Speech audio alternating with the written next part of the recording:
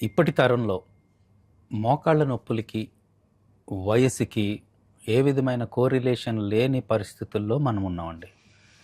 40 సంవత్సరాల వయసులో ఉంటే ఇంతే నొప్పి ఉండాలని గానీ, లేదా 70 సంవత్సరాల వయసులో ఉంటే ఖచ్చితంగా సర్జరీ చేసేయాలనేది గానీ, ఈ రోజున్న వాస్తవ పరిస్థితుల్లో ఇది కంప్లీట్‌గా అపోహ మాత్రమే.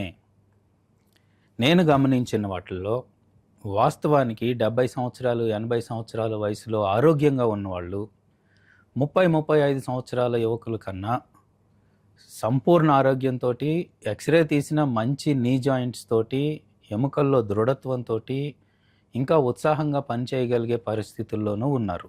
మోకాళ్ళని ఎక్స్‌రే ఆధారంగా థై బోను, షిన్ బోను మధ్యలో ఉన్న స్పేసు 4-5 ఎంఎం ఉంటుందండి. అది తగ్గింది అనే దాన్ని దృష్టిలో పెట్టుకుంటే ఎక్స్‌రేలకు ఆధారంగా 4 గ్రేడ్స్‌గా చూస్తారు. Grade 1, grade 2, grade 3, grade 4.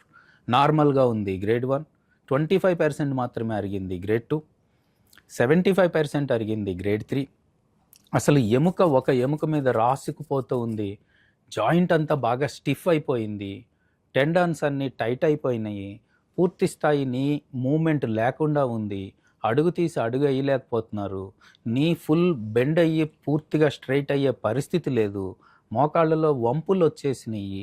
ఇది మనం గ్రేడ్ 4 కింద గమనించాల్సిన పరిస్థితి ఉంటుందండి. వయసుతో నిమిత్తం లేకుండా వాళ్ళకున్న జాయింట్ ఆర్థరైటిస్ స్థితిని బట్టి మనము వారికి వైద్యాన్ని అందించాల్సిన పరిస్థితులు ఉంటాయి. బాగా తీవ్రమైన స్టేజ్ 4 అయితే తప్ప సింపుల్ పెయిన్ మేనేజ్మెంట్ కానీ, టోపికల్ ఆయింట్మెంట్స్ కానీ, నీ బ్రేసెస్ అప్లై చేసుకోవడం ద్వారా కానీ, ఫిజియోథెరపీ సక్రమంగా చేసుకోవడం కానీ, వీటితో పాటుగా ఆహార నియమాలు పాటించడం ద్వారా కానీ, ఉదయాన్నే లేచి కొద్దిగా వ్యాయామం చేసుకోవడం ద్వారా కానీ మనము సంపూర్ణమైన ఆరోగ్యాన్ని తిరిగి తెచ్చుకోవాలండి.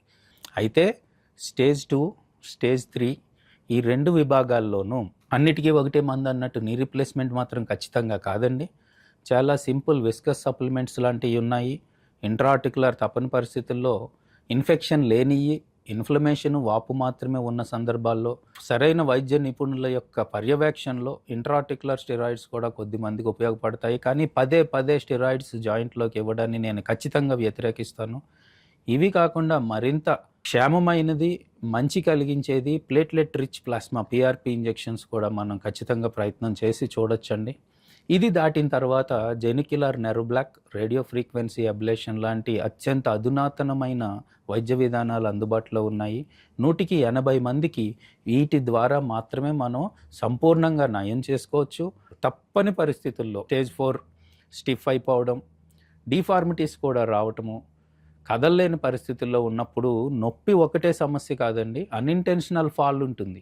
పెద్దవాళ్లలో మంచం మీద నుంచి లెగిసి 2 అడుగులు వేసే క్రమంలో అక్కడ పడిపోయి హిప్ ఫ్రాక్చర్ కానీ, హెడ్ ఇంజరీ కానీ, నెక్ ఇంజరీ కానీ తెచ్చుకునే ప్రమాదాల్లో ప్రాణాలకే ప్రమాదం వచ్చే పరిస్థితులు ఉంటాయి. కనుక రాత్రిపూట కూడా ఈ ఆర్థరైటిస్ వల్ల తీవ్రమైన నొప్పితోటి వాళ్ళు బాధపడుతున్న క్రమంలో, పూర్తిగా జాయింట్ మూమెంట్ లేని క్రమంలో, స్టిఫ్ అయిపోయిన జాయింట్స్ ఉన్న క్రమంలో, డిఫార్మిటీస్ ఉన్న క్రమంలో స్టేజ్ 4 అన్నది కన్ఫర్మ్ అయితే వారిలో వీలైనంత త్వరగా టోటల్ నీ రీప్లేస్మెంట్ సర్జరీ చేయించి తిరిగి నడిపించుకోవడం ద్వారా, ఫాల్ ప్రివెన్షన్ ప్రోగ్రామ్ ఇంప్లిమెంట్ చేసుకోవడం ద్వారా, చక్కటి ఫిజియోథెరపీ పెట్టుకోవడం ద్వారా, షుగర్, బీపీ, థైరాయిడ్, కొలెస్ట్రాల్ లాంటి మిగిలిన మెడికల్ కండిషన్స్ని అదుపులో ఉంచుకోవడం ద్వారా ఖచ్చితంగా 100 సంవత్సరాల సంపూర్ణ ఆరోగ్య జీవితాన్ని వాళ్ళు ఎంజాయ్ చేసే విధంగా ఇప్పుడున్న వైద్య విధానాలతోటి మనం వారిని కాపాడుకోవచ్చు.